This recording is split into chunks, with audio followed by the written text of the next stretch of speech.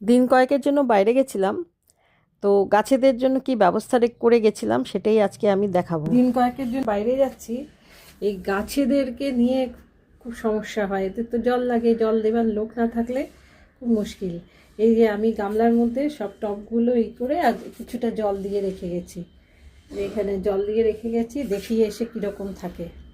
তবে খুব বেশি জল দিলে হবে না, একটু নিচু করে জল দিতে হবে যাতে শিকড় তার পরিমাণ মতো জল টেনে নিতে পারে।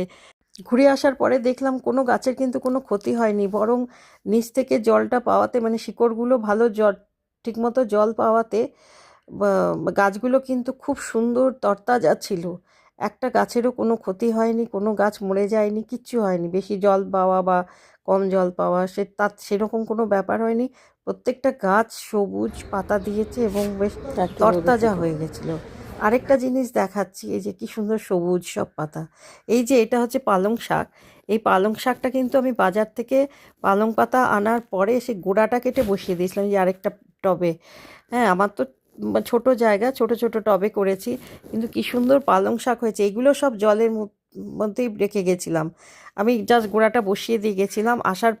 এসে দেখি এরকম সব পালং শাক, পালং পাতাগুলো এরকম মেলে ধরেছে নিজেদের। এই যে ধনে পাতা, এটাও গোড়া কেটে বসানো, অনেক দিন হয়ে গেছে বলে ওটা শুকিয়ে গেছে, এবার এটাকে পেড়ে খেয়ে নিতে হবে। এই যে কি সুন্দর ধনে পাতা হয়েছে, পালং পাতা হয়েছে।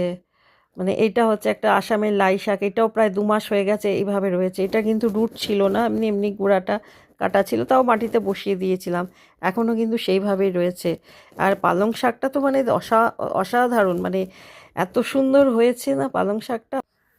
এদের দেখে আমি না আপ্লুত হয়ে পড়েছি, কেননা সবই আমার নিজের কঠোর পরিশ্রমের ফল। এদের দিকে তাকিয়ে থাকলে না আমার জীবনের যত ক্লান্তি সব যেন ধুয়ে মুছে একাকার হয়ে যায়। কোথাও একটা যেন ভীষণ ভালো লাগা কাজ করে। রোজ সকালে দরজা খুলে ছুটতে চলে যাই এদের কাছে, পরম আগ্রহের সাথে দেখতে থাকি কোনো গাছে কুড়ি এলো কিনা, কোনো গাছে নতুন পাতা উকি দিল কিনা। এই যে মিষ্টি অপেক্ষা, এটাই হচ্ছে আমার দিনের সবথেকে ভালো সময়। আর যখন দেখি হ্যাঁ সত্যিই কোনো গাছে কুড়ি এসেছে, কি কোনো গাছে ছোট্ট ছোট্ট পাতা উকি মেরেছে, তখনই মনে হয় যে না, আমি পেরেছি একটা গাছকে বাঁচিয়ে তুলতে। যখন কোনো কারণে মন খারাপ হয়, তখন এদের পাশে গিয়ে দাঁড়ালে যেন একটা কোথাও মন খারাপ উধাও হয়ে যায়। এরা যদিও কথা বলতে পারে না, এদের সঙ্গই মনে একটা প্রশান্তি এনে দেয়। আমার এই ছোট্ট বারান্দার ছোট্ট বাগান সৌন্দর্যের জন্য নয়, এটা আমার একাকিত্বের সঙ্গী, আমার সৃজন